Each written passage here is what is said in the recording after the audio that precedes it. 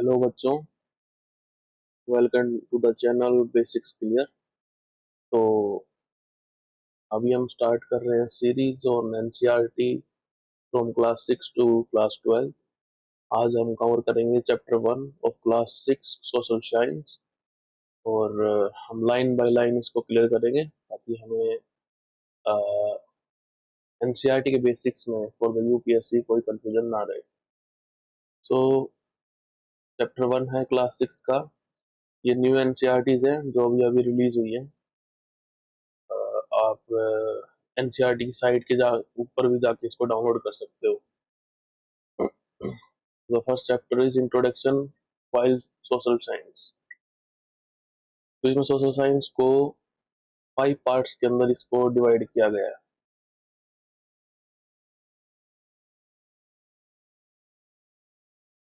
Theme A, theme B, theme C, theme D और theme ई। तो इसके अंदर अगर हम देखें थीम ए के अंदर क्या है। थीम ए है India, the world, land and the people. इसके 3 पार्ट्स हैं। Land forms and the life, oceans and continents, locating places on the earth. तो मेनली ज्योग्राफी से डील कर रहा है। सेकंड थीम है tapestry of the past. So this deals with the history. सो इसके अंदर हमारे पास है टाइमलाइन है, सोर्सेज ऑफ हिस्ट्री है, लाइक मैन्युस्क्रिप्ट हो गया, ऋग्वेद हो गया, India the Bharat and beginning of the civilisation, जैसे कि Indus valley civilisation. And third is our cultural heritage and the knowledge traditions. So ये basically deal करेगा with the part art and the culture, जो जिसके अलग से बुक्स भी आती है। India's cultural roots and unity in diversity, many in the one. Okay? फिर इसका थीम डी है जो कि गवर्नेंस एंड द डेमोक्रेसी। तो गवर्नेंस से डील करेगा, ठीक है, जो कि आता है ethics and the governance part 4 के अंदर, यूपीएससी के अंदर। ठीक है, इसमें family and community, governance, local government in urban areas and local government in rural areas। ठीक है, अभी जो थीम ई है वो आता है हमारा इकोनॉमिक्स के ऊपर। इसके अंदर दे रखा है कि वैल्यू ऑफ द वर्क, जिसमें वेजेस वगैरह के बारे में बात होगी। इकोनॉमी एक्टिविटी जो जीडीपी, जीएनपी उनके अंदर कंट्रीब्यूट करती है वो। ठीक है, अभी नेक्स्ट पेज चलते हैं। सो इसमें एक पिक्चर गिवन है हमारे पास। सो ये पिक्चर क्या करती है, ये एक गांव टाइप के विलेज की पिक्चर है। माउंटेन्स है, पहाड़ है, हट्स है छोटी छोटी, रोड है एक काम चलाऊ सा। ठीक है, ये रोड ही बहुत है गांव के लिए। तो मतलब हमारे गांव में भी जब नया नया रोड बना तो इतना ही ऐसा ही था, लेकिन फील एकदम हमारी तो मेट्रो सिटी जैसी। अब इसमें दे रखा है कि observe the picture above, what do you notice, where does the water in the lake come from. तो पानी कहाँ से आता है, तो इसमें ऊपर पहाड़ बना हुआ है। ठीक है, तो पानी कहाँ से आएगा, पहाड़ से आएगा, या फिर क्या पता कोई रिवर बह रही हो बगल के अंदर। ठीक है, तो वहां से भी आ सकता है। ठीक है, और अ, घरों से जो वेस्ट वाटर डिस्चार्ज होता है वहां से भी आता है, क्योंकि और कहाँ जाएगा वो पानी। ठीक है, फिर है who made the road and why. तो रोड्स हमारे इंडिया में कौन बनाता है, एनएचएआई बनाती है। ये तो हाईवेज बनाती है। वैसे अ, जो पीएम ग्राम सड़क योजना जो है, ठीक है, ग्राम क्या फुल फॉर्म होती है, वरना शॉर्ट फॉर्म बोलिए, पीएम ग्राम ग्राम सड़क योजना के तहत बनते हैं गाँव में रोड। फिर उसके बाद है what could be the activities of people living in the small house and what could be there history and their future. History हो सकती है कि ग्रैंड पेरेंट्स हैं, खेती बाड़ी करते हैं, एग्रीकल्चर है। एक्टिविटीज क्या हो सकती है, सुबह उठना, बाहर जाना, खेतों में काम करना, पशुओं के लिए चारा इकट्ठा करना और खेतों की सिंचाई करना, एग्रीकल्चर में और कुछ अगर कटाई का सीन है तो कटाई करना, फिर उनको इकट्ठा करना, जो सरप्लस है उनको फिर मंडियों में जाके बेचना, ये एक्टिविटीज हो सकती है. Write down the answer, discuss with your classmates. Okay, तो you can comment your answers in the comment box. We can discuss it. Looking at the picture, what questions come to your mind? Write that down. Questions तो आ सकते हैं regarding the development, क्योंकि इस picture में अगर आप ध्यान से देखो तो इसमें बाकी सब तो ठीक है, लेकिन हमें कोई इलेक्ट्रिक पोल दिखा नहीं है यहाँ पे, ठीक है, जिनके ऊपर वायर्स जा रही हो. Then what about the electricity? तो मेरे दिमाग में यही क्वेश्चन आया है. आपके दिमाग में क्या क्वेश्चन है, आप बताओ. How do you propose to find the answer of the question related to the two images? तो हम आगे देखेंगे. How are our questions more relevant to social science? So we live in the 21st century. If you don't know what this figure real means, you will soon learn about it. तो 21st century होती है जैसे 21st century मतलब 2000 से लेके 2999 तक, ठीक है. सॉरी, 2000 से लेके और 21st सेंचुरी होगी 2099 तक. ये है हमारी 21st सेंचुरी, ठीक है. Everyone agrees that it is a particularly challenging time for humanity. On one hand, there is a rapid progress in technology, which is changing our lives in many ways. On the other hand, the world is witnessing multiple wars, armed conflicts, rising social tensions. Our planet's natural environment is under great stress. We live in an age of great possibilities, but also great challenges. Okay, so एक आपने सुना होगा, with great power comes the great responsibilities. तो ये बता रहा है कि भाई अगर हमारे पास पॉसिबिलिटीज ज्यादा हैं, तो इसका मतलब हमारे पास उतना ही कॉन्फ्लिक्ट ज्यादा है, चैलेंज ज्यादा है, ठीक है. The world over, more and more people wonder, how do we solve the problem facing humanity? How can our society learn to live in peace and harmony? देखो, पावर होगी तो वॉर भी होंगे, पीस भी रखना पड़ेगा, क्योंकि अगर एक साइड बहुत ज्यादा हैवी हो जाती है, वॉर बहुत ज्यादा हो जाता है, सब कुछ खत्म हो जाएगा. और ये जो डेवलपमेंट हो रहा है उसी से नए नए बॉम्ब बन रहे हैं, उन्हीं से फट रहे हैं, और उन्हीं से फिर डिस्ट्रक्शन भी हो रहा है. तो ये हमारे ऊपर है कि हम इसको, टेक्नोलॉजी को कैसे यूज कर सकते हैं. डेवलपमेंट को पॉजिटिव वे में यूज करें या नेगेटिव वे में यूज करें, तो हमारे ऊपर आता है. फिर आता है कि how can you protect this beautiful earth which all share, protect it to not only for ourselves but also for all the species that live on it. हम धरती पर रह रहे हैं, इसका मतलब ये नहीं सब कुछ हमारे लिए ही है, पक्षियों के लिए भी है, जानवरों के लिए भी है.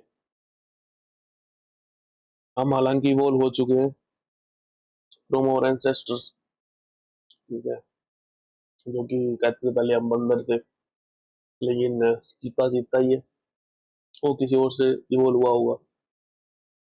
अर्थ के रिसोर्सेज सबके लिए है, सिर्फ ह्यूमंस के लिए कोई मोनोपोली नहीं है यहाँ की.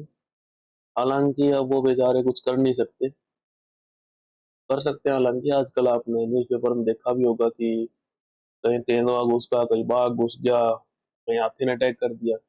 अब उनका जो घर है, हैबिटेट है, जंगलों को काटेंगे तो बाहर निकलेंगे. उनका हैबिटेट खत्म हो रहा है, हमारे हैबिटेट में घुसने की कोशिश करेंगे, हम उनको घुसने नहीं देंगे, गुस्सा आएगा उनको, तो डिस्ट्रक्शन तो होगा. These fundamental questions are simple, but the answers are not. They cannot be simple because human societies are diverse and complex. If we wish to find answer to such questions, help build a better future, we need to understand our world and the human societies in particular. Okay? So this is what social science is all about. तो इसके बारे में सब कुछ इसी के बारे में पढ़ेंगे सोशल साइंस के अंदर. You may wonder whether this is a science like or say physics or chemistry. It is not. तो फिजिक्स केमिस्ट्री तो नहीं है ये। A discipline does use scientific methods wherever possible. You will see few examples in textbook, but its focus is human society. Scientific method हम use करें लेकिन focus human society के ऊपर है, क्योंकि again it's too diverse and to allow the kind of set procedures and fixed results science has come up with. Science की help लेके हम ह्यूमन सोसाइटी को स्टडी करेंगे, डेवलपमेंट कैसे हुआ है, डिस्ट्रक्शन कैसे हो रहा है, उन सब के बारे के अंदर। ठीक है, अभी आगे चलते हैं। सोशल साइंस हैज मैनी सब डिसिप्लिन्स। काफी सारे सब डिसिप्लिन्स हमारे सोशल साइंस के अंदर। ठीक है, जैसे एक है ज्योग्राफी है, history, political science, economics, sociology, anthropology, ठीक है, archaeology, psychology and few more. ठीक है, ये सारे डिसिप्लिन्स हैं। क्लासिक्स में हालांकि सोशल साइंस ही है, आगे जाके फिर वो हिस्ट्री और पॉलिटिकल साइंस, ज्योग्राफी में डिवाइड हो जाएगी। ठीक है, तो उनको फिर अलग अलग पढ़ेंगे हम। सिविक्स भी आता है। ठीक है, you need not to feel intimidated by all this term while you will study some of the sub-different secondary stage. In the middle stage, we have avoided this classification. Instead, we have opted five broad themes. तो इस classification को अभी avoid किया हमने। इस classify करने से पहले उनको जो थीम स्टार्टिंग हमने पढ़े तो उन्हें इनको बांटा है ताकि अंडरस्टैंड करने में इजी हो। So what's theme A? Theme A क्या है? सो थीम ए है India and the world, land and the people. Theme A क्या है? India and the world, land and the people. इसका मतलब क्या है? The first theme include the basics of geographical world around us. Geography के ऊपर focused है। Some of the main features of our planet, the way to represent them on the map. So mapping भी इसी के अंदर है। And why is this theme important when today we can get excellent maps on mobile phone? तो mobile phone पे सब कुछ है, तो वही किताब के साथ हम क्या करें? थीम क्यों इम्पोर्टेंट है? Because it deals with much more than the what's on the maps. ठीक है, सो मैप्स में से काफी कुछ ज्यादा है इसके अंदर। ठीक है, it also asks how the geographical features, ocean, mountains, rivers, etc. have helped entire civilizations throughout their histories. So, as UPSC student आपको पता ही होगा कि जहाँ भी सिविलाइजेशन रही हैं, बड़े बड़े किंगडम रहे हैं, उनके पास आपको माउंटेन्स मिलेंगे। माउंटेन्स के ऊपर किले होते हैं। ठीक है, सराउंडिंग रिवर्स होती है, इसमें कहते थे भाई मगरमच्छ छोड़ देते थे राजा महाराजा प्रोटेक्शन के लिए। रिवर्स ये source of earning too, source of travel, source of water. Okay, oceans हैं। अब ओशियंस है उसके लिए फिर नेवी बन जाएगी, जो कि साउथ इंडिया में शायद शोला किंग ने बनाई थी, बाकी तो किसी ने बनाई नहीं। बाकी तो आपस में ही सब झगड़ते रहे और बाहर से फिर अटैक कर दिया फॉरेन इन्वेडर्स ने। Have shaped the entire civilization throughout their histories. It's all the India's case about how its natural setting has contributed to giving this ancient civilization a unique identity. तो जो mountains, reverse, oceans ने एक जो हमारी civilisation present है उसको unique identity provide करने में हेल्प की है। तो इंडिया का मैप भी बड़ा अच्छा है कि देखो नीचे पूरा ओशियन है। ठीक है, और मेरे को इतना अच्छा आर्ट आता नहीं। ऊपर माउंटेन्स हमारे हिमालय है, नीचे ओशियन है। ठीक है, इधर माउंटेन्स है, इधर अपना थार डेजर्ट हो गया, फिर बीच बीच में वो अरावली रेंज है, विंध्या रेंज है, रिवर्स है, गंगा है, ब्रह्मपुत्र है, नर्मदा है, तापी है। तो सारे फीचर से रिच है अपना इंडिया। थोड़ी खांसी हो गई है। अब थीम बी की बात करते हैं। तो थीम बी क्या है कि tapestry of the past. A tapestry is a large piece of canvas like cloth, usually kept as a wall hanging, with pictures and designs on it, sometimes historical narrative. Tapestry of the past का मतलब है कि दीवार के ऊपर कोई कपड़ा टांग देते हैं जिसमें पिक्चर्स होती हैं पास्ट की या फिर वैसे डिजाइन के लिए। So our tapestry is where we will painting scenes from the past. So past जो हमारा उसको उस टेपेस्ट्री में हम क्लोथ के ऊपर पेंट करेंगे, मतलब बोलने के लिए इसमें पेंट नहीं करेंगे। बिगिनिंग विद इंडिया पास्ट, पहले इंडिया के पास स्टार्ट करेंगे, फिर वर्ल्ड का पास्ट आएगा, फिर डिफरेंट डिफरेंट मूवमेंट्स होते हैं जो वर्ल्ड के अंदर उन्होंने कैसे कंट्रीब्यूट किया, वर्ल्ड के जो संविधान है उन्होंने कैसे कंट्रीब्यूट किया, ठीक है, इंडिया के कॉन्स्टिट्यूशन मेकिंग के अंदर, और जो सिविलाइजेशन जो हमारी अब पहुंची है 2025 में, उनमें इन सबका क्या रोल है, तो वो सारा स्टडी किया जाएगा। Because it is the key to understand the present, and the chapters in this theme we often make this connection clear. The past is a major source of our identities. It helps us understand who we are, where we come from. तो वो ये मतलब अगर आपके बारे में कोई पूछेगा भाई कहाँ से हो, कहाँ के रहने वाले हो, तो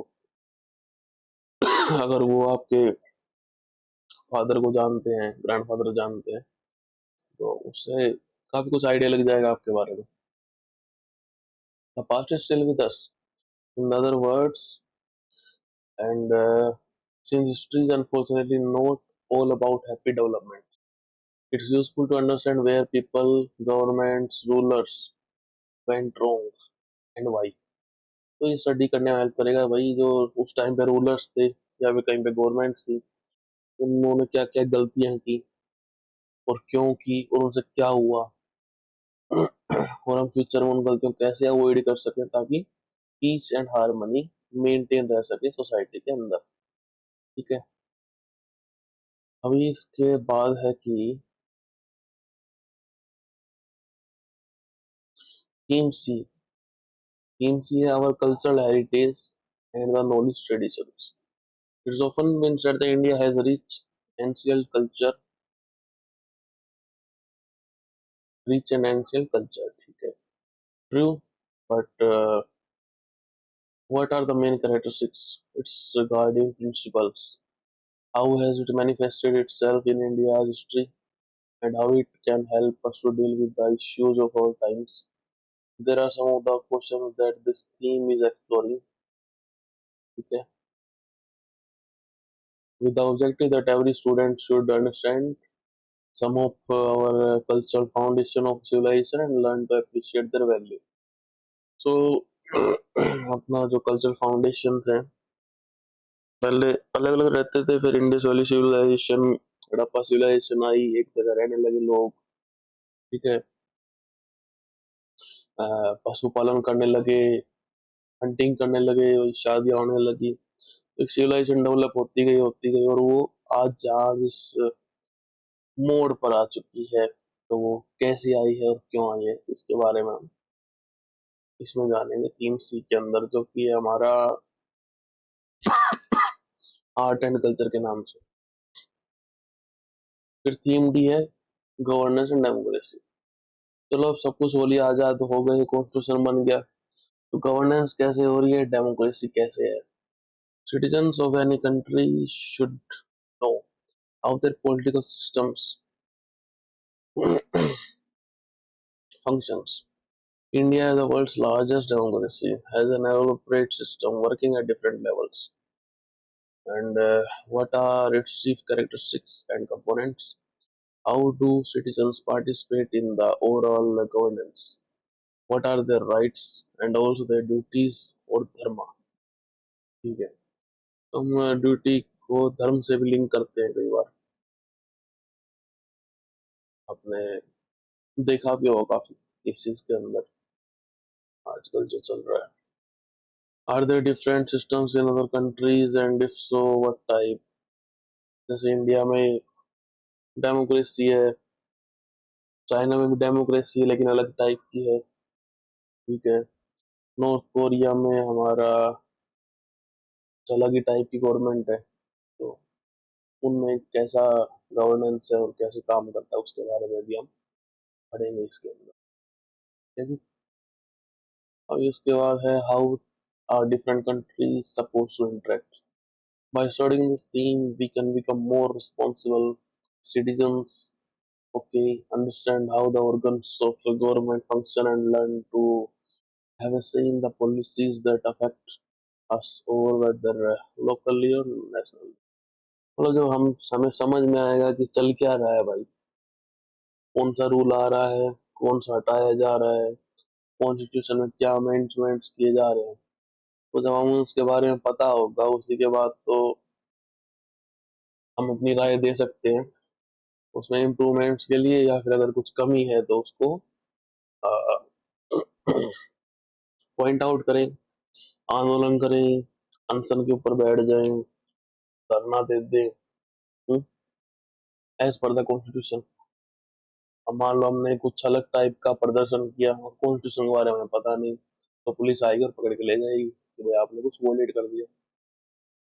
फिर थीम ई है इकोनॉमी लाइफ अराउंड अस। ठीक है, इकोनॉमिक लाइफ है तो आ, वो कहावत है ना कि अगर तुम्हारे जेब में पैसा है तो दुश्मन भी पूछेगा और भाई कैसा है, तो ऐसा कुछ है। तो आजकल तो खर्चा इतना ज्यादा हो रहा है, क्या करें, पैसे ही ना दो, मतलब वॉशरूम जाने में भी 5-10 रुपए लग जाते हैं, बताओ। No family can be happy without essentials of daily living, at least food, clothing, shelter, access to water in the first place. ये तो बेसिक है। ठीक है। रोटी कपड़ा और मकान, जो कि एक नॉर्मल सा डायलॉग है शायद फिल्म का। सेकंड में है livelihood for adults, access to education and younger ones. इसमें गवर्नमेंट ने काफी काम किया है, जो हमें राइट टू फ्री एजुकेशन मिला है 6 to 14 ईयर ऑफ एज के लिए। तो इसमें गवर्नमेंट ने सेकंड स्टेज में काफी हेल्प किया, क्योंकि अगर आपको एजुकेशन होगा तभी तो आप देख पाएंगे कि आगे क्या करना है क्या नहीं करना है, and then access to the jobs बड़े होके। Similarly no country can develop harmoniously without sound economy. भाई अगर जेब में पैसा ही नहीं है तो डेवलपमेंट कैसी होगी। जैसे आपने एग्जाम्पल देखा होगा, एक कंट्री है यमन। ठीक है,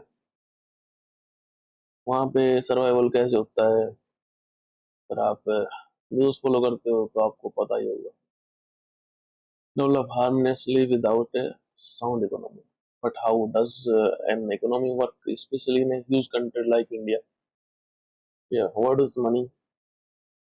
Where does it come from?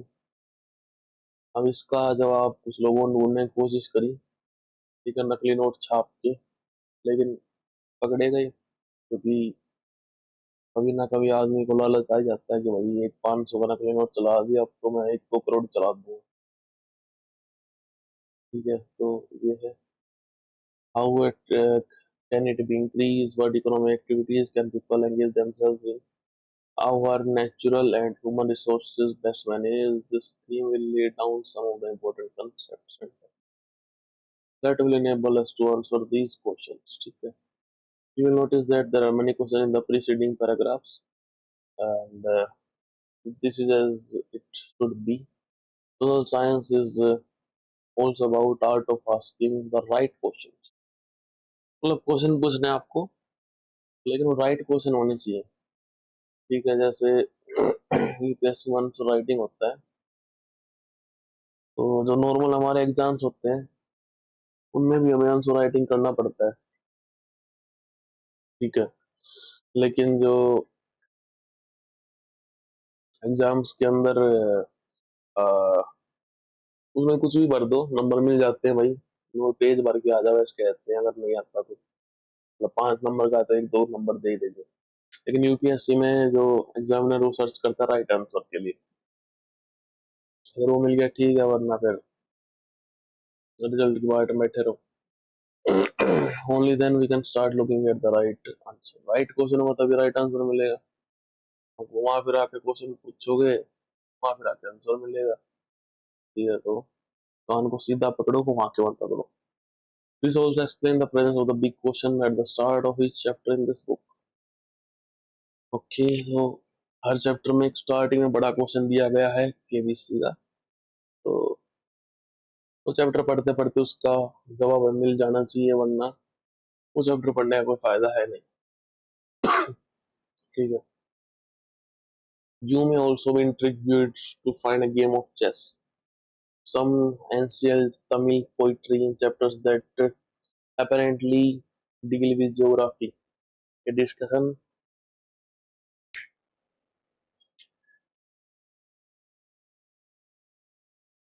Hmm, ठीक। A discussion on the uses of sari in a chapter on cultural heritage, the concept of seva, and the mention of festival in the chapters focusing on the economics. This is deliberate कि भाई use of sari के ऊपर इन्होंने focus किया है, जो कि cultural heritage है इंडियन नारी की। सेवा की वजह से आप मंदिरों लंगर में जाओगे तो आप देखोगे कुछ सेवक होते हैं, ठीक है, तो खाना बांटते रहते हैं अपनी सेवा के अकॉर्डिंग। वो उसी ना पॉइंट थोड़ी क्या होता है। Mention of festival focusing on the economies. Festival like Holi Diwali contribute very hugely to the economy.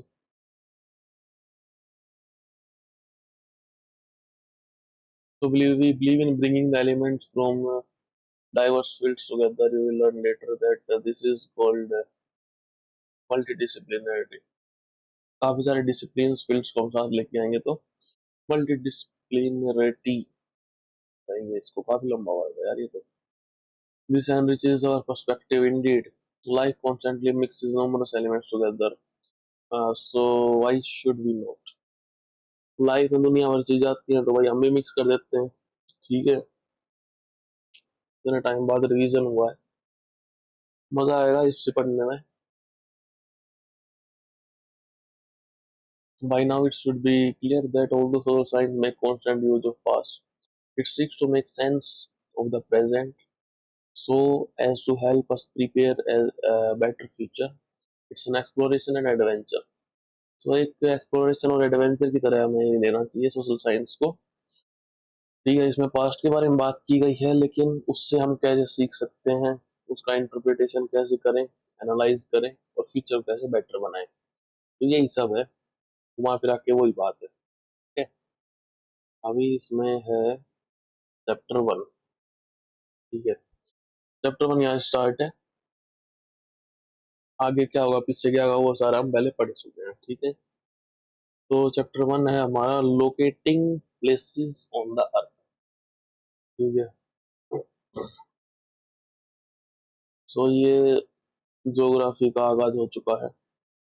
Aryabhatta ने कहा था अबाउट 500 सी में, the globe of the earth stands in peace, made up of water, earth, fire, air and spherical, is surrounded by all creatures terrestrial as well as aquatic. तो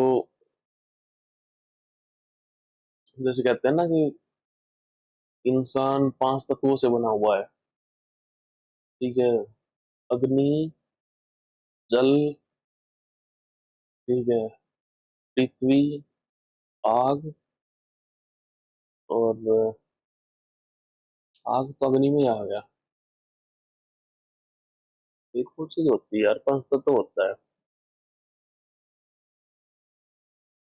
शायद भूल गया मैं।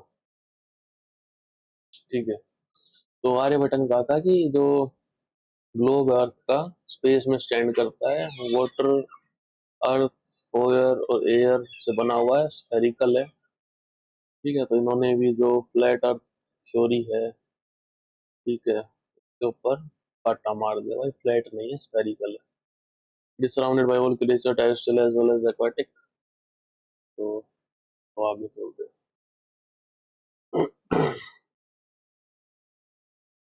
ये कुछ एक मैप की फोटो दिखाई गई है हमें। ठीक है, इसमें पूछ रहा है what is a map. Map क्या होता है, जो नक्शा होता है वो क्या होता है ये बताओ। ठीक है, and how do we use it, what are its main components, ये बिग क्वेश्चन है। कोऑर्डिनेट्स क्या होते हैं, how can latitude and longitude be used to mark any location on the earth, and how are local time and standard time related to the longitude। तो जैसे local time और standard time longitude related कैसे होते हैं।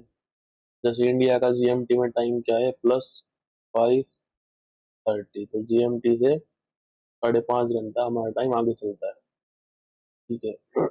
तो ये map हमारे पास दिखा रखा पुराने टाइम के। Imagine that you are visiting country for the first time, पहली बार जा रहे हो किसी कंट्री में। आजकल तो दुनिया भर के ऐप आ गए हैं, ड्यूलिंगो और गूगल मैप भी एक्सटेंड करवाया जा रहा है आजकल तो। ठीक है, how would you find places you want to visit. You might ask a local person for help. You might look at the map of the city. In previous grades, you learned about maps. In this chapter, we'll study them in more detail. तो एक game है इसके बारे में। Examine the map of small city meaning that you just got off the train से उतरे हो आप and बैंक में जाते हो, mark on the map which way you would you go and other possible ways, can you locate the public garden, school, museum, if you want to post it on the map to the market, which is where map can handy। तो वही map है, तो map देखो भाई, यहाँ से train railway station से उतरे। ठीक है, यहाँ से फिर आप वहाँ पे जाना है, बैंक में जाना है। बैंक कहाँ पे है? अपार्टमेंट, नगर पंचायत, म्यूजियम, मार्केट। बैंक तो दिख ही नहीं रहा, कहाँ गया बैंक। यहाँ से जाएंगे वही, हॉस्पिटल में जाएंगे वही, कोरोना टेस्ट करवाएंगे। यहाँ से फिर नगर पंचायत के पास चले जाएंगे। ठीक है, ये रहा बैंक भाई। पहले सबसे पहले बैंक में जाएंगे, पैसे निकलवाएंगे, फिर म्यूजियम जाएंगे घूमने। ठीक है, फिर यहाँ पे जमीन खरीद लेंगे, इसके पास अभी मेट्रो जाने वाली है तो इसकी कीमत बढ़ जाएगी। अपार्टमेंट्स में जाएंगे, ये जमीन बेच के ये फ्लैट खरीद लेंगे। ठीक है, फिर बच्चों को पढ़ाने के लिए स्कूल में जाएंगे, यहाँ पे फीस जमा करवाएंगे, और फिर मार्केट में जाएंगे, कपड़े वपड़े लेके फिर दोबारा अपने अपार्टमेंट, हॉस्पिटल से होते हुए, नगर पंचायत से होते हुए, और फिर जमीन से होते हुए चले जाएंगे। A map is like a treasure guide. It shows you where the things are and how to get them. Notice the four arrows in the top right corner. We will soon see they point and some specific direction make the map even more helpful। तो कोई भी map बनाओ ना, उसका map का मतलब यही होता है कि अगर उस मैप में आपने नॉर्थ डायरेक्शन नहीं बनाई ना, तो वो मैप किसी काम का नहीं है, तो कितना तगड़ा मैप बना लो, वो डायरेक्शन इंडिकेटर होता है। On this map given the mark the hospital, mark करो, ये सब मार्क कर चुके हैं। ठीक है, map and it's components. Yeah, from this simple example, we understand the map is a representation or a drawing of some area. It may be a village or a town, या कुछ बिगर area हो सकता है, आपका state का map हो, district का map हो, तो और भी बड़ा इंडिया का मैप हो, या पूरे वर्ल्ड का ही मैप हो गया। ठीक है, in map you look at the surfaces, if you are viewing from top, top से देखोगे तो सरफेस दिखेगा। ठीक है, और आजकल सबने देख लिया होगा कि टॉप से भी मतलब पूरा वही दिखता है मैप, धरती दिखती है पूरी, और स्फेरिकल दिख जाता है आराम से। ठीक है, तो फ्लैट अर्थ थ्योरी को मारो गोली। आता है ना एटलस। एटलस क्या होता है? एटलस एक होता है इज बुक और a collection of maps. ठीक है, and you will discuss there are several kinds of the maps. So map भी अलग अलग प्रकार के होते हैं। फिजिकल मैप हुआ, पॉलिटिकल मैप हुआ, थीमेटिक मैप हुआ। ठीक है,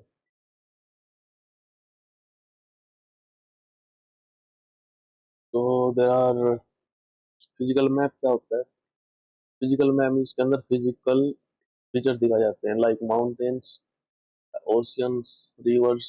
जो एग्जांपल दे भी रखा है पहले। ठीक है, अब आता है पॉलिटिकल। पॉलिटिकल मैप क्या हुआ? जो पॉलिटिकल बाउंड्रीज दिखाता है किसी कंट्री की। जिसमें कंट्रीज दिखते हैं आपको, इंडिया, नेपाल, पाकिस्तान, चाइना वगैरह। बाउंड्रीज हुआ, सिटीज की बाउंड्री हुई, और उसके अंदर भी स्टेट्स, यूटीज की बाउंड्री और देयर कैपिटल्स। पॉलिटिकल मैप हुआ। फिर थीमेटिक मैप हुआ। थीमेटिक लाइक माइंस का मैप हो गया, ओर्स का मैप हो गया, रिवर्स का मैप हो गया। तो एक स्पेशल थीम के ऊपर बेस्ड हो गया। In addition, there are three important components of map: distance, direction, and symbols. ठीक है, तो डायरेक्शन तो होगी मैप के अंदर, बिना डायरेक्शन तो मैप का कोई फायदा नहीं है।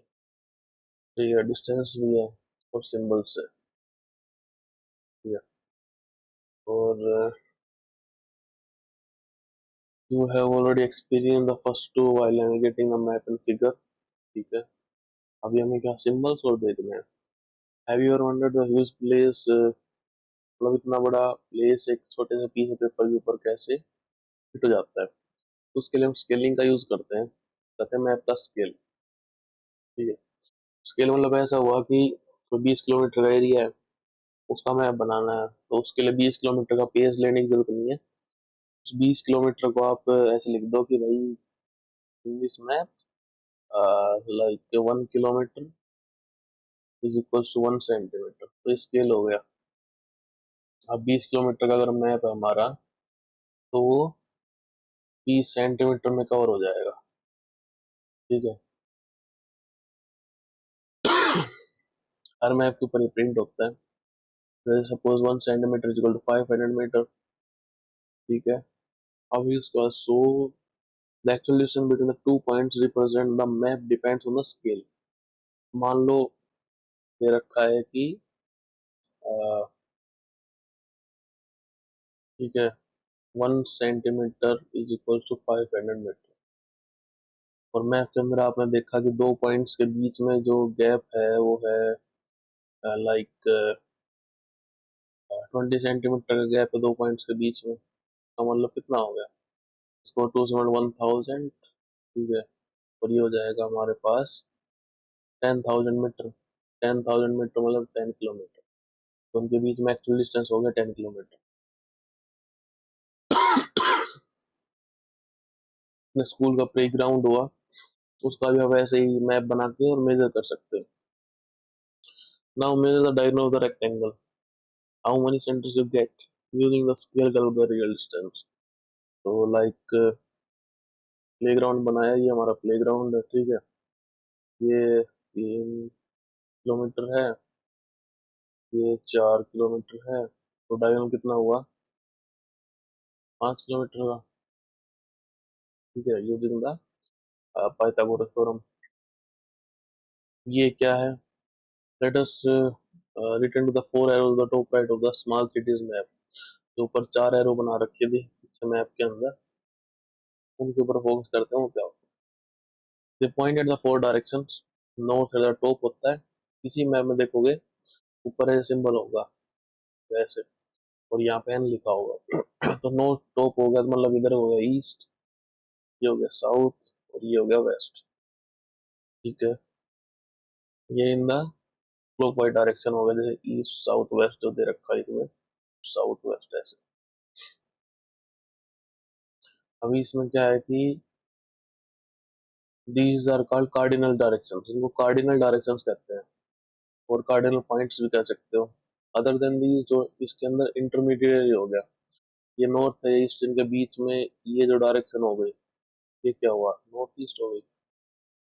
ठीक है, नॉर्थ ईस्ट। ठीक है। ठीक है, नॉर्थ ईस्ट को एन कह देते हैं, साउथ ईस्ट को ऐसी कह देते हैं। ठीक है, मोस्ट मैप सिंपली है the arrow mark with the direction N, जो मैंने बताया था आपको, which point to the north direction. ये एक डायरेक्शन पता लग गई फिर तो सारी डायरेक्शन अपने आप पता चल जाती है। फिर ये बता रहे हैं कि भाई उस मैप को देखो, आप जो मैप दिखाया था उसको आप वीडियो में जाके देख सकते हो, उसके साथ फिर नॉर्थ ईस्ट डायरेक्शन पता करो कि भाई हॉस्ट मार्केट है। ठीक है जी, नॉर्थ ऑफ द हॉस्पिटल। तो देखो भाई, तो मार्केट है ना, मार्केट है, ये हॉस्पिटल कौन से डायरेक्शन में है, नॉर्थ डायरेक्शन में है। ठीक है, तो ऐसे सबको देख सकते हो। ठीक है। अब इसके अंदर आते हैं आगे, सिंबल्स। अभी हर चीज को बना बना के देखेंगे, स्कूल बनाना होगा तो पूरा लिखेंगे उसके अंदर, मैप के अंदर स्कूल। ठीक है, या कोई रेलवे क्रॉसिंग होगी उसमें पूरी फाटक बनाएंगे, तो सब आर्टिस्ट है नहीं। और बड़े मैप में ऐसा पॉसिबल भी नहीं है। मान लो इंडिया में तो दुनिया भर का रेलवे नेटवर्क ऐसे बनाने लग गए तो पूरा ही मैप भर जाए, कुछ दिखेगा नहीं। तो इसके लिए हम सिंबल्स यूज करते हैं। Symbols are another important component of map. Our map has small drawings of actual buildings and a few other elements, but there would not be enough space on the map of a large city or a country. So how to draw them all? तो जो मैंने कहा है वही बात कह रहा है ये, सबको कैसे बनाएंगे। ठीक है, तो इसके लिए हम सिंबल्स का यूज करते हैं। ठीक है, for different kinds of buildings, for instance जैसे रेलवे स्टेशन के लिए हुआ, स्कूल के लिए हुआ, पोस्ट ऑफिस के हुआ, रोड्स के लिए, रेलवे लाइंस के लिए, ये ऑलरेडी डिफाइंड हो रखी है, इसके लिए हमें कुछ नया आविष्कार करने की जरूरत नहीं है। या फिर रिवर हुई, पॉन्ड हुई, फॉरेस्ट हुई, तो ये हर जगह होती है, तो इसके लिए प्रॉपर सिंबल्स बनाए हुए हैं। To make the map more easily understood by the people, इसके लिए क्या है हमारे पास, भैया। ठीक है, तो एक फिक्स सेट ऑफ सिंबल्स है for the maps of India. वो जारी किसने किया हुआ है, ये जारी कर रखा है द सर्वे ऑफ इंडिया, एक गवर्नमेंट बॉडी है, इसने एक फिक्स सेट ऑफ सिंबल्स बना रखे हैं, भाई इसको ऐसे दिखाएंगे, इसको ऐसे दिखाएंगे। ये स्मॉल सिलेक्शन ऑफ देम है, वो इस फिगर में दे भी रखा है। ठीक है। तो इसमें देख सकते हैं कि रेलवे लाइन है, तो इसके रोड गेज हुआ, मीटर गेज हुआ, और रेलवे स्टेशन हुआ। तो रेलवे स्टेशन को ऐसे दिखाएंगे, नीचे छोटा सा आर एस लिख देंगे। ये ब्रॉड गेज है, लाइन है, मीटर गेज है। मीटर गेज तो लगभग खत्म ही हो चुकी है मेरे ख्याल से, बहुत कम जगह के ऊपर है जो है शायद, टॉय ट्रेन वगैरह चलती है। फिर रोड्स के ऊपर है, रोड्स भी अलग अलग, भाई गाँव में कच्चे रोड है, हाईवेज है, मेटल रोड है। तो मेटल रोड के लिए ये है, अनमेटल रोड के लिए ये ब्रोकन लाइन्स है। तो ये हो गया अनमेटल रोड्स का। बाउंड्रीज है, this is for international boundaries, dash dot. ठीक है, फिर स्टेट बाउंड्रीज, तो इंटरनेशनल में डैश बड़ा होता है, स्टेट में, स्टेट जो बाउंड्री होती है उसमें डैश छोटे छोटे होते हैं, और डिस्ट्रिक्ट में डॉट्स नहीं होती। रिवर हो गया, वेल, टैंक, कैनल और ब्रिज, ये तो अंडरस्टूड है। फिर टेम्पल का है, ये टेम्पल है, ये चर्च है, ये मॉस्क है, और ये छतरी है बाबा जी की। ठीक है, तो ये भी अंडरस्टूड है। पोस्ट ऑफिस के लिए पीओ यूज करेंगे, पोस्ट एंड टेलीग्राफ ऑफिस के लिए पीटीओ, पुलिस स्टेशन के लिए पीएस। सेटलमेंट है, मतलब जहाँ बस्ती बस्ती है उसके लिए ऐसे ब्रिज से बनाएंगे। ग्रेव यार्ड है तो वहाँ पे कब्रें बना देंगे। ये ट्रीज है और ये ग्रास है। फिर आती है मैपिंग द अर्थ। हम पूरी अर्थ की मैपिंग करना काफी डिफिकल्ट है, बिकॉज ऑफ प्लेनेट है, वो एक फ्लैट सरफेस नहीं है। हमारा जो प्लेनेट अर्थ है वो क्या है, जियोइड है, जियोइड शेप का है, ठीक है। तो it nearly has a shape of sphere. Nearly का मतलब क्या है कि ये परफेक्टली स्फीयर नहीं है, slightly flattened at the poles है, ठीक है, मतलब बोल लिख के और इसको यहाँ से और यहाँ से खिंचका दिया, ठीक है। तो representing a sphere actually on a flat sheet of paper is not possible. Do you understand why? Peel an orange in such a way that you have just 3 or 4 large pieces of the skin. Then try to flat on the table, and you will see that you cannot do it without tearing them at the edges. तो orange लो, छील लो और उसको table के ऊपर दबाओ तो without edges के ऊपर टीयर करने बिना वो पॉसिबल होगा नहीं। अब now consider a globe which is a sphere on which a map is drawn. This may be a map of Earth, Moon, planet, Mars, stars, constellations in the sky, etc. The physical object, like the one shown in the drawing on the next page, is a sphere that is generally made of metal, plastic और cardboard. देखते हैं क्या अगले page. ये जो हर सरकारी office में मिल जाएगा, ठीक है, मतलब एक मिल जाता है। तो here we will study the globe representing the Earth geography because the globe and the Earth have the same spherical shape. अच्छा, a globe will better represent the geography of Earth than a flat map. Globe ज्यादा better show करेगा क्योंकि अर्थ flat तो है नहीं भाई, नहीं है। अब कोऑर्डिनेट्स इसके लिए हमें अंडरस्टैंड करने पड़ेंगे, कोऑर्डिनेट्स क्या होते हैं, ठीक है। जैसे अगर आप गूगल मैप में खोल लो गूगल मैप को, तो कहीं पे भी अगर आप टैप करोगे तो ऊपर जो पॉइंट्स है ना, स्टार्टिंग लोकेशन, उसमें कुछ कोऑर्डिनेट लिख के आएंगे आपके पास, like 21 degree north, 27 degree east, ऐसे ऐसे करके, ठीक है। तो ये आपकी लोकेशन को बताता है, करंट लोकेशन को। ये कोई वेबसाइट वगैरह बनाते हो, जैसे उबर हुआ, रैपिडो हुआ, ब्लिंकिट हुआ, तो अगर कुछ ऑर्डर करते हो उनके पास आपके कोऑर्डिनेट आ जाते हैं, तो ये यहाँ पे है बंदा। वो गूगल मैप क्या करेगा, उसके लिए पाथ बनाएगा और वो फिर आपका जितना जो भी सामान है खाने पीने का वो लेके आ जाएगा आपके पास। ठीक है। अभी चेस बोर्ड है, चेस बोर्ड से और इजीली अंडरस्टैंड कर सकते हैं, ठीक है। अभी हमने लाइक ये जो है उसको सैनिक कहते हैं ना, तो इसकी लोकेशन अगर हमें बतानी है किसी को, तो वैसे तो बताएंगे नहीं कि भाई नीचे से 4th रो है और लेफ्ट से 4th रो है। इसको अगर छोटी सी लैंग्वेज में बताए ना, तो इसको हम बता सकते हैं कि इसकी लोकेशन है हमारे पास C4, ठीक है। इसकी ना C4 कह रहा, D4 है इसकी लोकेशन, ठीक है। तो D4 देखेंगे तो भाई D तो ये रहा और 4 कहाँ पे है, 4 ये रहा, तो इसकी लोकेशन मिल गई। तो कोऑर्डिनेट्स भी बिल्कुल ऐसे ही वर्क करते हैं, ठीक है। मान लो इसकी लोकेशन बतानी है आपको, कैसे बताइए इसकी लोकेशन, इसकी लोकेशन बताओगे आप वाइट से, वाइट से अगर देखेंगे तो इसकी लोकेशन है G7, ठीक है। और ब्लैक की साइड से अगर हम देखेंगे तो इसकी हाँ, मतलब G7 ही है इसकी लोकेशन, कहीं से भी देख लो।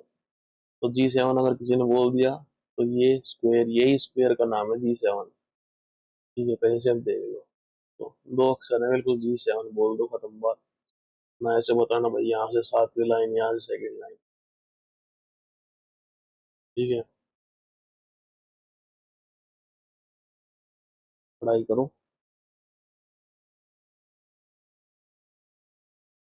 ठीक है। तो कोऑर्डिनेट्स क्या होते हैं, क्या होते हैं कोऑर्डिनेट्स, कोऑर्डिनेट्स होते हैं जैसे किसी भी लोकेशन, आप इस लोकेशन के ऊपर हो, इसका क्या लोकेशन है मैप के ऊपर, ठीक है। तो जैसे ये है, इसको क्या कहते हैं, क्या था, तो इसकी लोकेशन क्या है भाई, अब इसमें छोटे छोटे स्क्वायर बने हुए हैं, ठीक है।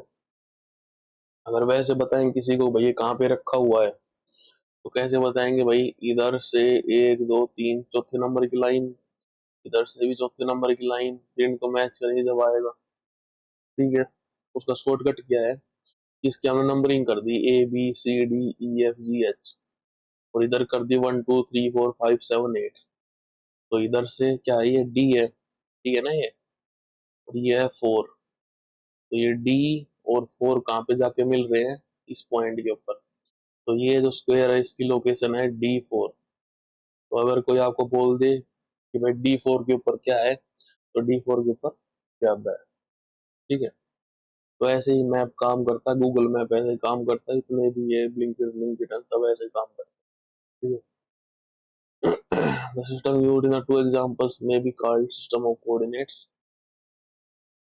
Thanks to the two coordinates, stationary slope as well as the chess square on the chessboard can be precisely determined. ये सिमिलर सिस्टम कोऑर्डिनेट्स है वो हम मैप्स के लिए यूज करते हैं, जो कि क्या है, अब इसमें हम C4 D4 तो कर नहीं सकते क्योंकि धरती काफी हजारों किलोमीटर लंबी चौड़ी है।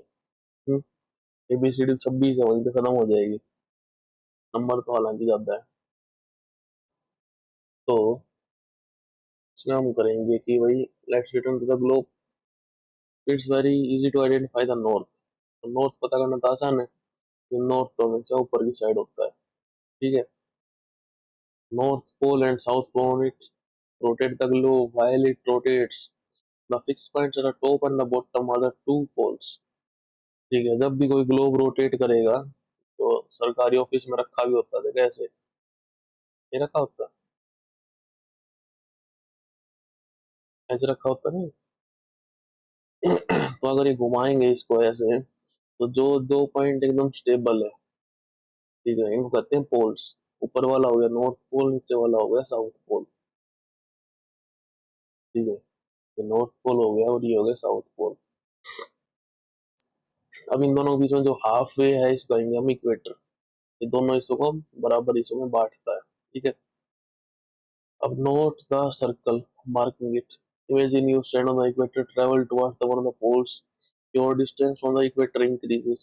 यहाँ से ऊपर जाएंगे तो डिस्टेंस बढ़ेगा। ठीक है, इसको हम मेजर करते हैं लेटीट्यूड के अंदर। ठीक है, तो समझना है इसकी क्या ट्रिक है भाई, जो लाइन लेटी हुई होती है उनको लेटीट्यूड कहते हैं, और खड़ी हुई होती है उनको कहते हैं लॉन्गिट्यूड। ठीक है, latitude major distance from the equator at any point of this travel. You can draw an imaginary line that runs east and west parallel to the equator. ठीक है, such line is called a parallel of the latitude, इसको कहेंगे parallel of the latitude. It draws a circle, क्योंकि globe तो गोल है तो पीछे से घूम के ऐसे पूरा सर्कल बनाएगी।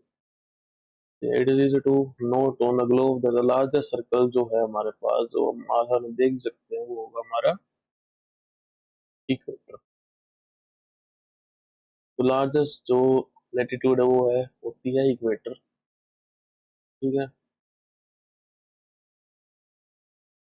why the circle marked by the parallel related to grow smaller as you move northward southward, तो छोटा होता जाएगा क्योंकि संतरे के ऊपर बॉल के ऊपर हाथ रख के देख लो, सर्कल छोटे होते जाएंगे ऊपर तक जब तक वो नॉर्थ पोल साउथ पोल ना पहुंच जाए। तो लैटिट्यूड्स को एक्सप्रेस करते हैं in terms of degrees bye convention. ठीक है, इक्वेटर होता है 0 डिग्री लैटिट्यूड, और जो पोल होते हैं जैसे ये हमारी ग्लोब है, ये हो गया इक्वेटर, एक लाइन ये होगी लैटिट्यूड की, ये हो गई। ठीक है, तो अब इसको तो कहेंगे हम 0 डिग्री, तो ये है 0 डिग्री। ठीक है, अब ये है तो इसका एंगल कितना हो गया, ये मान लो 30 डिग्री लैटिट्यूड हो गई, ये फिर हो गई 60 डिग्री लैटिट्यूड, और फिर ये जो ऊपर वाला सर्कल है बिल्कुल छोटा सा बनेगा वो हो गया 90 डिग्री। तो लैटिट्यूड बिल्कुल नॉर्थ में भी और साउथ में भी 90 डिग्री होता है। ठीक है, ये दे भी रखा है the connection between the latitude and the climate around the equator. तो कनेक्शन क्या होता है बिटवीन लैटिट्यूड और द क्लाइमेट, तो ये काफी इंपॉर्टेंट चीज है। अगर आपको बता दे किसी जगह का लैटिट्यूड बता दे, तो भाई मैं यहाँ पे खड़ा हूँ और इसका लैटिट्यूड मान लो कितना है, 80 डिग्री लैटिट्यूड, 80 डिग्री नॉर्थ है भाई। तो इसका मतलब वहाँ क्या होगी, ठंड होगी भयंकर वाली। और कोई कहते हैं मैं तो 0 डिग्री, या फिर कहते हैं मैं तो खड़ा हूँ 7 डिग्री नॉर्थ लेटीट्यूड के ऊपर, तो इसका मतलब वहाँ पे काफी उमस होगी और गर्मी होगी। तो जो इक्वेटर के अराउंड जो क्लाइमेट होता है वो जनरली हॉट होता है, ठीक है। और इसको हम फिर क्या कहते हैं, टोरॉइड भी कहते हैं इक्वेटर के अराउंड क्लाइमेट को। As you travel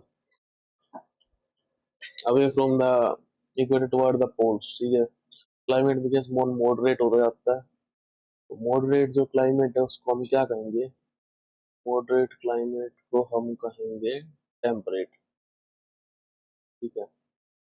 moderate climate को हम कहेंगे टेम्परेट। एंड क्लोज तो बिल्कुल पोल के ऊपर पहुंच जाए ऊपर यहाँ पे, तो उस क्लाइमेट क्या कहेंगे, ये और कोल्ड होता जाएगा और इसको कहेंगे फ्रीजिड, ठीक है। तो पहले हुआ टोरोइड, ठीक है, पहले हुआ हमारे पास टोरोइड हुआ, उसके बाद हुआ हमारे पास टेम्परेट और फिर हुआ फ्रीजिड, ठीक है। We you will learn in the science why it is so, and also why the experience between the different seasons in the course of year। ये कितना अच्छा फिगर बना रखा है भाई, ठीक है।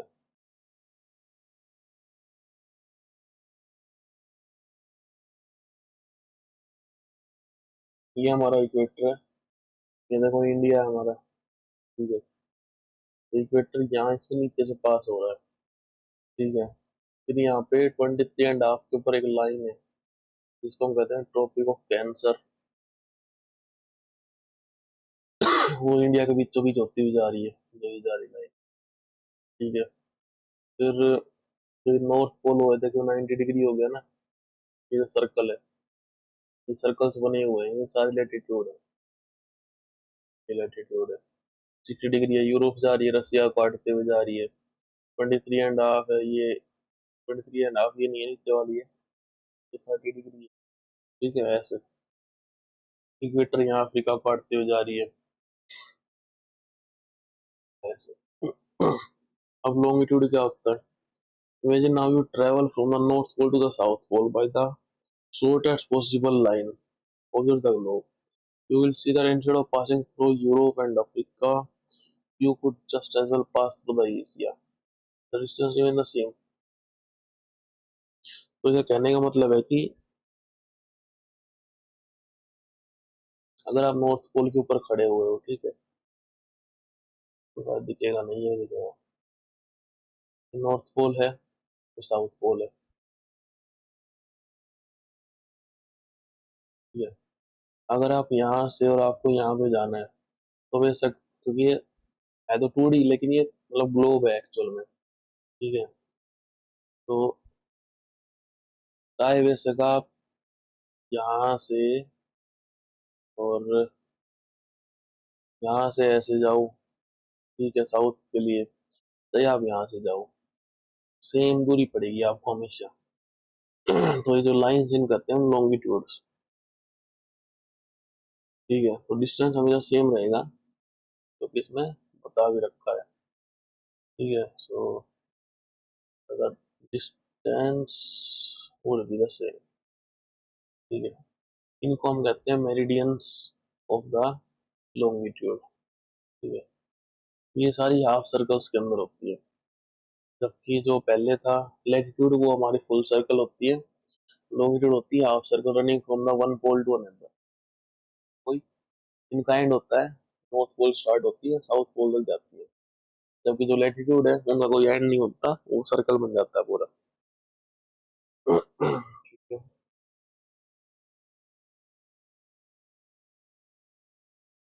अभी इसमें कोई बता रखा है इस पैराग्राफ में कि भाई दो पोल के ऊपर ग्लोब को सेट करके घुमा दोगे, और मान लो सन यहाँ के ऊपर है, ठीक है, तो मान लो यहाँ पे रोशनी आ रही है, अब ये मान लो ऐसे घूम रहा है इधर की डायरेक्शन में, तो सूरज की रोशनी इधर शिफ्ट होती जाएगी, तो इधर जितने भी देश है जैसे अफ्रीका वहां तो इधर सूरज उगता जाएगा, और जो उधर अंधेरे में जाते जा रहे हैं देश वहां नाइट होती जाएगी, ठीक है। So to measure the longitudes we need to define a reference point। अब सारी लॉन्गिट्यूड हैं वो एक सेम लेंथ की है सारी, तो एक को तो रेफरेंस बनाना पड़ेगा लोकेशन पता करने के लिए। जो रेफरेंस पॉइंट उसको हम कहते हैं प्राइम मेरिडियन। ठीक है, it is also called the Greenwich meridian कहते हैं इसको। ये कहते हैं ग्रीनविच मेरिडियन क्यों? क्योंकि 1884 में क्या हुआ, कुछ नेशन आए साथ, उन्होंने डिसाइड किया जो मेरिडियन पास हो रही है ग्रीनविच से, जो कि लंदन का एक एरिया है इंग्लैंड के अंदर, उसको हम इंटरनेशनल स्टैंडर्ड बना देंगे for the prime meridian, and it is also marked as 0 degree longitude. ठीक है, तो ग्रीनविच एक जगह है लंदन के अंदर, लंदन इंग्लैंड के अंदर, देश आए वही मिलके इसको स्टैंडर्ड मेरिडियन बना दो, जो कि देखो यहाँ पे दिखा रखी है प्राइम मेरिडियन। ठीक है, just latitude is a measure of the distance around from the equator. Latitude distance बताता है इक्वेटर से, if you travel toward one of the poles. Longitude measure करता है distance from the prime meridian if you travel along the equator. Equator के long जाओगे तो ये जैसे प्राइम मेरिडियन हो गई, तो आप मान लो यहाँ पे हो, तो यहाँ से आपको डिस्टेंस बताएगा। ठीक है, अब इसको वेस्टवर्ड और ईस्टवर्ड में बताते हैं कि आप किधर जा रहे हो, डब्ल्यू और ई लिख के। ठीक है, फॉर इंस्टेंस अगर देखें न्यूयॉर्क का लैटिट्यूड लॉन्गिट्यूड जो हमारे पास है वो है 74 डिग्री वेस्ट। ये मतलब ये ग्रीनविच है, तो इससे 74 डिग्री अगर हम वेस्ट में जाएंगे तो यहाँ पे आ जाएगा न्यूयॉर्क। ठीक है, दिल्ली का कितना है? दिल्ली का है ये, अगर वो है हमारे पास,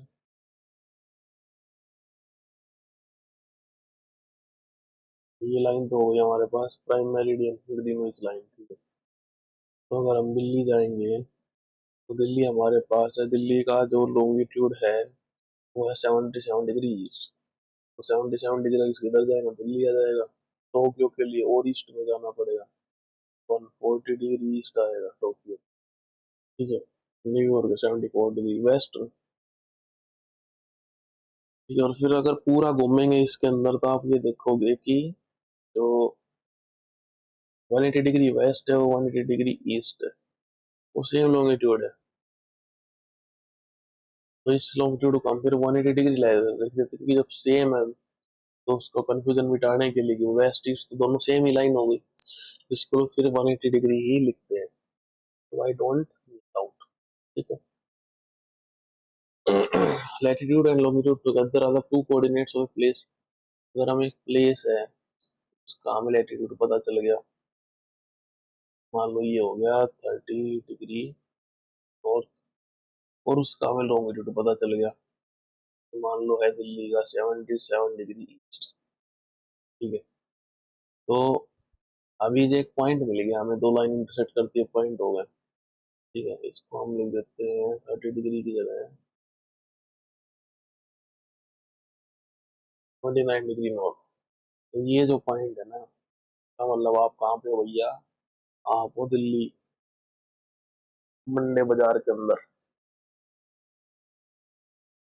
ठीक है, अभी क्या है कि अब जैसे सारी लाइंस ऐसे लिख दी जाएंगी, अब ये ग्लोब बन गया हमारे पास पूरा, ये हो गया हमारे पास लैटिट्यूड्स, ये हो गया हमारे पास लॉन्गिट्यूड्स, तो ये पूरा एक जाल सा बन जाएगा, इसको कहते हैं ग्रिड ऑफ द ग्लोब। और इन लाइंस को कहते हैं ग्रिड लाइंस भी कहते हैं इनको। ठीक है, अब ग्रीनविच मेरिडियन लाइन इसमें दिखा रखा है, और जो इसके वेस्ट में हो जाएगा hemisphere prime meridian, west hemisphere कहेंगे, तो इक्वेटर के ऊपर हो जाएगा नॉर्थन हेमिस्फीयर हो गया, नीचे हो गया साउदर्न हेमिस्फीयर हो गया, प्राइम मेरिडियन के ईस्ट में हो गया, उसको ईस्टर्न हेमिस्फीयर कह दिया। ईस्ट वेस्ट होता है प्राइम मेरिडियन के ऊपर, नॉर्थ वेस्ट नॉर्थ साउथ होता है हमारे पास इक्वेटर के बेस के ऊपर। ठीक है, अभी इसमें क्या है, Greenwich meridian is not the first prime meridian. Greenwich को हम एक्सेप्ट करते हैं as a first prime meridian, लेकिन ये सबसे पहले नहीं, इससे पहले और भी मतलब लोगों ने ट्राई किया था डिक्लेयर करने का। In fact many centuries before Europe से पहले इंडिया के पास अपनी प्राइम मेरिडियन थी खुद की, और इसको कहते थे हम मध्य रेखा। क्या कहते थे? मध्य रेखा और द मिडल लाइन। ठीक है। और ये उज्जैन से होती हुई जाती थी बीच के अंदर। ठीक है। और उज्जैन जैसे कि आपको पता होगा, उज्जैन महाकाल का मंदिर है, वहां पे महाकाल भगवान है। तो आप पता नहीं गए हो नहीं हो, मैं गया हूँ उज्जैन के मंदिर में। वहां पे कहते हैं कि जो धरती के जो बीच की रेखा है, वो उस मंदिर को भी बीच से जाती है और मंदिर को भी दो भागों में डिवाइड करती है। और सूरज जब बिल्कुल दोपहर के 12 बजते हैं, तो मंदिर का जो शिखर होता है उसके डायरेक्टली उसके ऊपर होता है।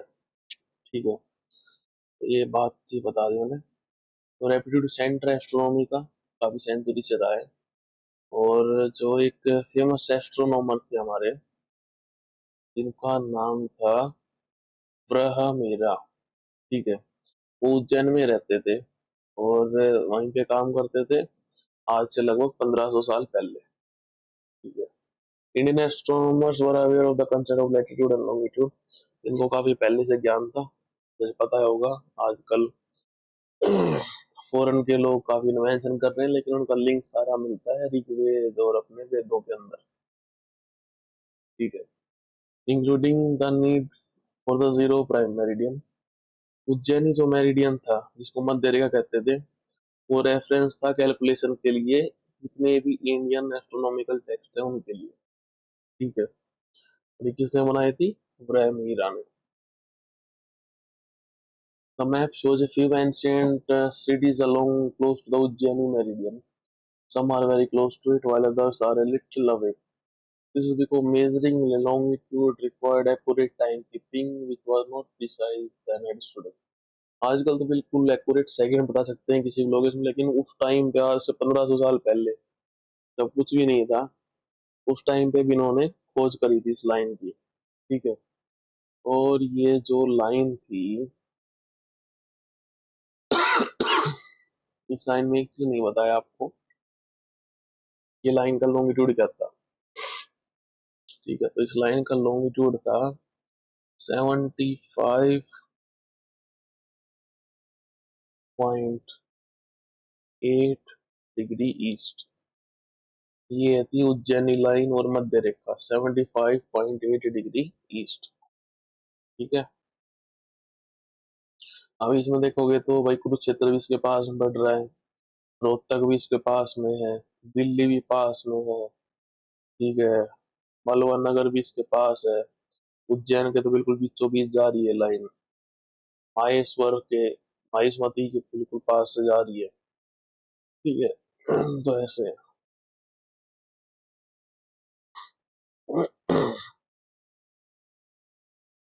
और कितना है इसका लॉन्गिट्यूड? 75 degree 8 minute. हाँ, 75.8 डिग्री ईस्ट। मिनट का मालूम बताऊंगा। 75.8। ठीक है। अब इन्होंने ग्राफ दे रखा है पढ़ने के लिए, और सर्वे ऑफ इंडिया ने पब्लिश किया हुआ है ये graph. shows the country's outline along the few parallels of latitude meridian। और जो अप्रोक्सीमेट जो एक्सटेंट है इंडिया का, वो कहाँ से कहाँ है भाई, तो वो आप देखोगे इसमें। ठीक है। तो यहाँ से लेके ये है point west, and this is the point east. ठीक है। तो वेस्ट से ईस्ट में ये जाती है फ्रॉम, ये 68 डिग्री ईस्ट से लेके और 97 डिग्री ईस्ट तक इसमें इंडिया फैला हुआ है। एग्जैक्टली बाद के लेसन के अंदर पता चलेगा, लेकिन अप्रोक्सीमेट जो एक्सटेंट है इंडिया का, वो 68 डिग्री ईस्ट से लेके 97 डिग्री ईस्ट तक है। ऐसे अगर हम नॉर्थ साउथ की बात करें, तो ये जो पॉइंट है हमारा साउथ में, ठीक है, यहाँ पे इंदिरा कोल करके पॉइंट पड़ता है यहाँ पे कहीं पे। तो यहाँ पे ये जो लेटीट्यूड है वो 8 डिग्री नॉर्थ है। और जो बिल्कुल ऊपर हमारे पास जो पॉइंट है, ठीक है, ये हमारे पास है 37 डिग्री नॉर्थ। अप्रोक्स, ठीक है। ये एक्सटेंट है इंडिया का। अब टाइम जोन की हम बात करते हैं, अंडरस्टैंडिंग द टाइम जोन्स।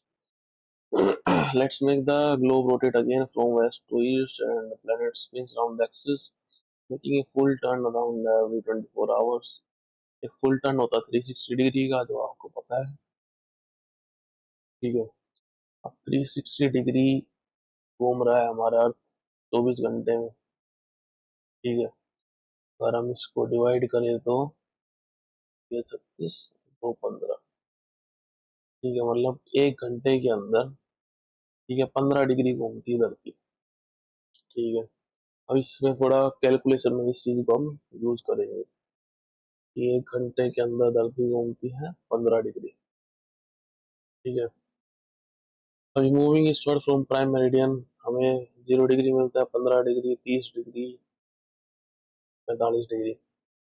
अब जो 15 डिग्री ईस्ट के ऊपर पॉइंट है, उसमें और इसमें कितना डिफरेंस हो गया, 15 डिग्री मतलब 1 घंटा। तो अगर यहाँ पे 12, मतलब इधर अगर 1 बजा हुआ है ना दिन का, तो इधर दिन के 12 बजे, मतलब 1 घंटा ये 15 डिग्री ईस्ट वाला आगे है, सॉरी। अगर इधर 12 बजा हुआ है तो इधर 1 बजेगा, 1 डिग्री आगे है, मतलब 1 घंटा पहले सूरज निकलेगा। जो प्लस में जो पॉइंट है इधर 15 डिग्री आगे जो पॉइंट है वहां पे, इसलिए नॉर्थ ईस्ट के अंदर जल्दी सूरज निकलता है और जल्दी छिप जाता है। और जो हमारा वेस्ट है गुजरात में, उसमें लेट सूरज निकलता है और लेट ही छिपता है।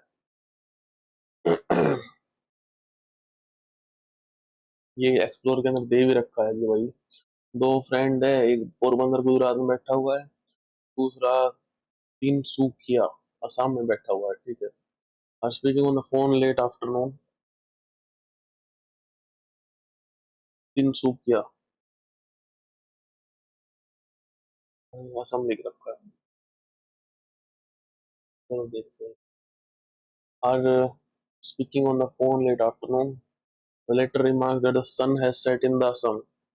तो जो असम में बंदा बैठता है वो कहता है भाई यहाँ पे सूरज छिप गया, ठीक है, और अभी अंधेरा हो रखा है। दूसरा वाला सरप्राइज होके बोलता है कि अभी तो यहाँ पे रोशनी है भाई, लाइट भी नहीं जलाई है।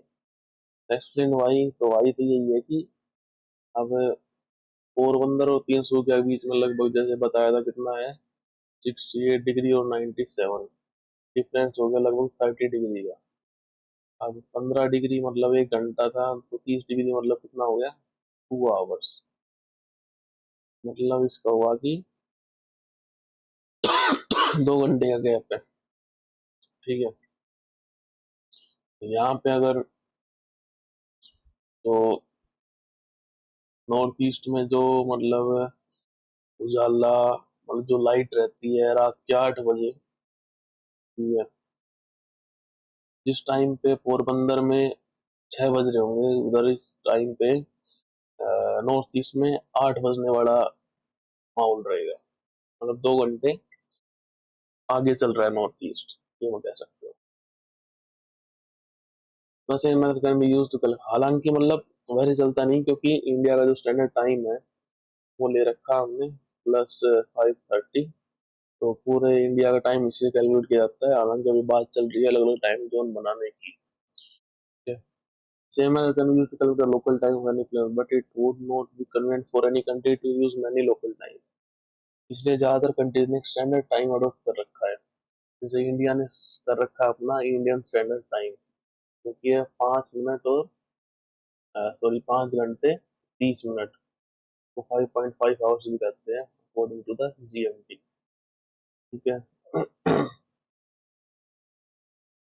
कोई 15 डिग्री का बता रखा है, रिस्पेक्ट करना चाहिए वगैरह वगैरह। अभी पूरा मैप दे रखा है, तो देखो इसमें यूके लंदन, देखो ये रहा यूके लंदन, ठीक है। ये जा रही है हमारे पास ग्रीनविच, ग्रीनविच लाइन हमारी है, ठीक है। प्राइम मेरिडियन है, इसे इंडिया कहाँ पे है भाई, ये रहा 5.5 घंटा आगे, ठीक है। यहाँ पे देख सकते हो 5 लिखा हुआ है, ऐसे ही तो इंडिया में तो एक ही टाइम जोन है, हालांकि रशिया में अलग अलग टाइम जोन बना रखे हैं। तो ऐसे डिफरेंट डिफरेंट कंट्रीज का हम देख भी सकते हैं क्या टाइम हो रहा है। चाइना जैसे 8 घंटे आगे है, ठीक है। इंडिया 5.5 घंटे आगे है। पाकिस्तान 5 घंटे आगे है, ठीक है। यूएसए 7 घंटे पीछे है। From the above explanation, it may seem that every country has one standard time. मतलब ऐसा लग सकता है कि सभी कंट्रीज का वन स्टैंडर्ड टाइम है, लेकिन कुछ कंट्रीज है हमारे पास जैसे कि रसिया, कनाडा और यूएसए। इनका एक्चुअल में क्या है, ये फिजिकली बहुत ही बड़े हैं। रसिया तो मतलब ये लगा लो आधा एशिया समा जाए उसके अंदर, इतना बड़ा है रसिया। तो एक टाइम के सारे चल नहीं सकते, क्योंकि रसिया के अगर ईस्ट में दिन निकल रहा है ना, तो वेस्ट वाली साइड में रात हो रही है। तो कोई कहेगा भाई यहाँ पे 1 बज रखा है, यहाँ दिन का 1 बज रखा है, रात का 1 बज रखा है। तो इसमें अलग अलग टाइम जोन्स है। अमेरिका के अंदर हमारे पास कितने टाइम जोन्स हैं? यूएसए के अंदर है 6 टाइम जोन्स, ठीक है। रसिया के अंदर कितने हैं? 11 टाइम जोन्स। मतलब अगर आप ट्रेवल कर रहे हो रसिया में, ईस्ट से वेस्ट जा रहे हो, तो आपको अपनी घड़ी 10 बार बदलनी पड़ेगी। 10 बार टाइम बदलना पड़ेगा अपनी घड़ी के अंदर। Similar, the globe centered on the India shows the standard time with respect to geography of countries. Finally, while the prime meridian of fixed at Grand Greenwich opposite line, ठीक है, approximately 180 degrees called intermediate line. अब 0 degree के ऊपर तो हमने fix कर दिया किसको?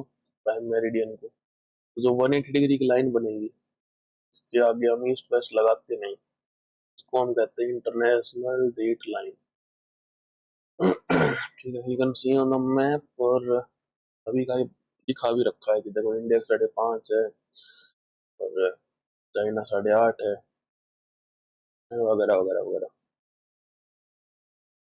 रसिया के भी डिफरेंट टाइम जोन है यहाँ, +3 +5 +7 +9 +11 +12। ट्रेवलिंग अगर ईस्टवर्ड अगर आप ट्रेवल करने लग रहे हो, तो एक डे माइनस से you subtract day from Monday to Sunday. If you cross it westward, तो एक डे बढ़ा लो संडे से मंडे, ठीक है। तो अगर ईस्ट में जा रहे हो और दिन बढ़ रहा है, तो अगर मान लो लंदन के अंदर क्या है, मंडे है, ठीक है। तो इधर क्या होगा? इधर तो आगे चलेगा, एक दिन और आगे चलेगा, तो इधर ट्यूसडे हो जाएगा, ठीक है, अगर हम ईस्टवर्ड जा रहे हैं तो। और अगर वेस्ट साइड जाएंगे तो वहां पीछे चल रहा है टाइम। तो अगर हमारे पास अभी इंडिया में संडे हो रहा है, तो वहां भी सैटरडे ही चल रहा है। ठीक है। बिफोर मी मूव ऑन, तो इसमें कुछ चीजें बताई गई हैं जिनको हम देखते हैं। सो बताया गया है इसमें कि maps are very useful tool to represent the area of earth, चाहे वो स्मॉल हो चाहे लार्ज हो। Main components of the maps are distance, direction and symbols. Every place on the earth has a location and which can be precisely defined with the help of the grid, latitudes and the longitudes, ठीक है।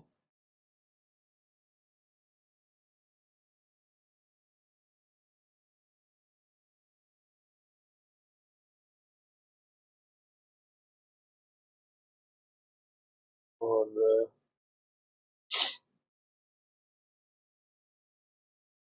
हर place को longitude latitude के अंदर हम बता सकते हैं precisely कहाँ पे क्या है। इमेजरी लाइंस हैं जो रन करती है ईस्ट से वेस्ट के लिए पैरेलल टू इक्वेटर, उनको लॉन्गिट्यूड कहते हैं। नॉर्थ से साउथ जो रन करती हैं उनको लैटिट्यूड ना लॉन्गिट्यूड कहते हैं उनको। ईस्ट से वेस्ट जो रन करती हैं पैरेलल टू इक्वेटर, उनको हम लैटिट्यूड कहते हैं। हिंदी में याद करें, जो लाइन लेटी हुई है उनको लैटिट्यूड कहेंगे। और जो नॉर्थ से साउथ अगर जो जा रही है उनको कहेंगे लॉन्गिट्यूड, क्योंकि ये लॉन्ग है, लंबी है। लॉन्गिट्यूड हमें मदद करती है टाइम और टाइम जोन के डिफरेंशिएशन में। इंटरनेशनल डेट लाइन है 180 डिग्री है। Crossing the interline international date line, अगर आप इंटरनेशनल डेडलाइन क्रॉस करोगे, ठीक है, तो उसमें डेट है ना एक दिन से बदल जाएगा। तो अगर इंटरनेशनल डेडलाइन के इधर क्या है, मंडे है, इंटरनेशनल डेडलाइन के अगर इस साइड में चले जाओगे तो वहाँ ट्यूसडे हो जाएगा। तो डेडलाइन अगर क्रॉस कर दी मतलब एक दिन बढ़ गया आपका। फिर इसके अंदर क्वेश्चन एक्टिविटीज एंड प्रोजेक्ट्स हैं जो हम कर सकते हैं। और फिर यहाँ पे एक पजल भी दे रखी है और नूडल्स दे रखे हैं। तो चैप्टर 1 कंप्लीट हो गए, तो हम यहाँ पे नूडल्स बना देते हैं, ये अभी लंच में खाएंगे। अगर आप कोई भी डाउट है तो कमेंट कर सकते हो कमेंट बॉक्स के अंदर। वीडियो पसंद आया तो लाइक करो, और अगर कुछ आपकी डिमांड है तो वो भी कमेंट में लिख सकते हो। वो सपोर्ट करने के लिए सब्सक्राइब करो इस चैनल को। और अभी हमने कवर किया है इसका चैप्टर नंबर 1। कल करेंगे हम चैप्टर नंबर 2 कवर। और ऐसे करते करते फ्रॉम क्लास 6 to 12 हम पूरा कवर कर देंगे। और उसके बाद और भी आगे मैप्स वगैरह भी डिस्कस करेंगे बीच बीच के अंदर, और वीकली न्यूज भी डिस्कस करेंगे। सब्सक्राइब करो चैनल को अगर आप अपने बेसिक्स क्लियर करना चाहते हो। Thank you for watching. Good bye.